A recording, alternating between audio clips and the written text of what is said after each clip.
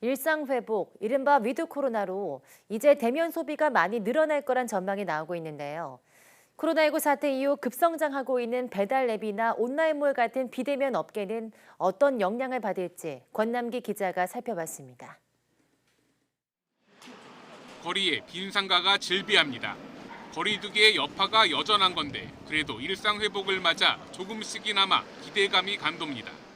재택근무가 끝난 이런 분들이 점심시간에 오시는 분들은 조금 늘었어요. 근데 여전히 오후나 명동은 워낙 공실이 많고. 일상 회복에 따라 이제 대면 소비는 점차 늘어날 거로 보입니다. 그럼 그동안 잘 나가던 비대면 소비는 어떻게 변할까요?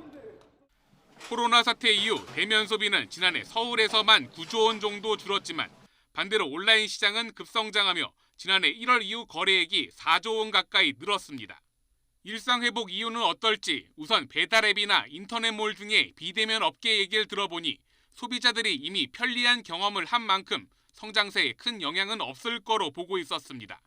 위드 코로나 시기여도 저희는 특별히 변화되는 상황이 아니라 선택적으로 이용을 할 것 같거든요. 때로는 집에서 시킬 수 있는 그 예전의 상황과 큰 차이 없이.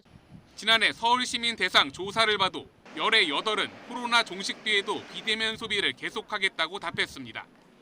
하지만 사적 모임과 영업시간 통제가 풀리며 전체 소비가 늘어나는 가운데 그동안 억눌린 대면 소비가 더욱 폭발적으로 증가하면서 비대면 쪽 성장이 주춤할 수 있다는 분석도 나옵니다.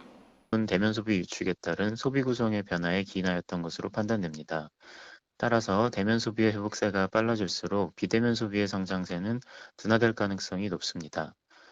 실제로 배달앱 등의 음식 서비스는 감염 공포에 둔감해지고 백신 접종률이 증가하는 최근으로 올수록 증가세가 줄어드는 모습입니다. 다만 비대면 소비 관련 기술이 계속 발달하는 만큼 성장세 역시 여전할 거란 주장도 나오는 상황. 그새 익숙해진 비대면이냐, 그동안 참아온 대면이냐, 일상 회복을 맞은 소비자들의 선택이 주목됩니다.